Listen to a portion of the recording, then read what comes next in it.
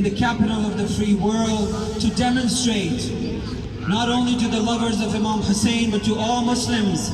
We connect ourselves right now with Karbala and all the lovers of Imam Hussein and the last messenger and all the messengers here today. We connect ourselves and we stand for what Imam Hussein alayhi salam stood for.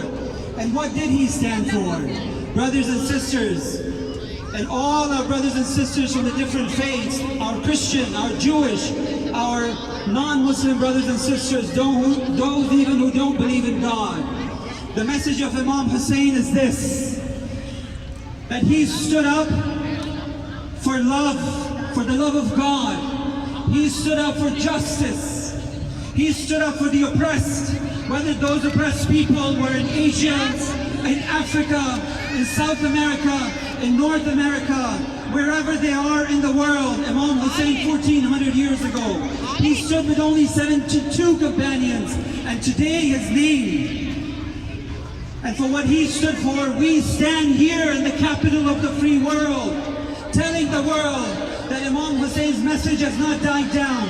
If Imam Hussein was there in Karbala alone, when he cried to the world, we are alone, who is going to stand with us? His ummah did not stand with him. This is not a matter of Sunni or Shia. This is a matter of humanity. Imam Hussein is a gift from God. Allah revealed 124,000 messengers upon humanity. From Noah to Abraham, to Moses, to Jesus, and to Muhammad. And then he gave us the saviors after Rasulullah, his family members. And amongst them was Imam Hussein, who shone in the skies of the heavens. On the day of judgment, all the prophets will realize who Imam Hussein was. But they already knew who he was because they prepared. They prepared for all those thousands of years for Imam Hussein to come and show the world what he stood for. And today, people of all ethnicities, languages, and even religions stand for what he stood for. And he stood for love, he stood for justice, and he stood against oppression. And in his name today, my brothers and sisters and all those who are listening, in his name the world will come together.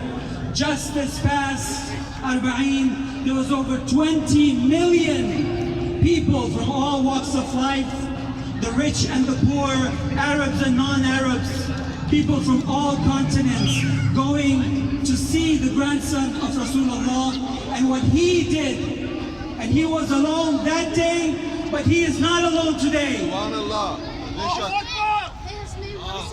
Imam Hussein is not alone because his message crosses across the centuries, across over 1,000 years. Imam Hussein's message reaches the ears of the oppressed, wherever they are. Whether they are in Africa, like I said, or in Asia, or wherever they are.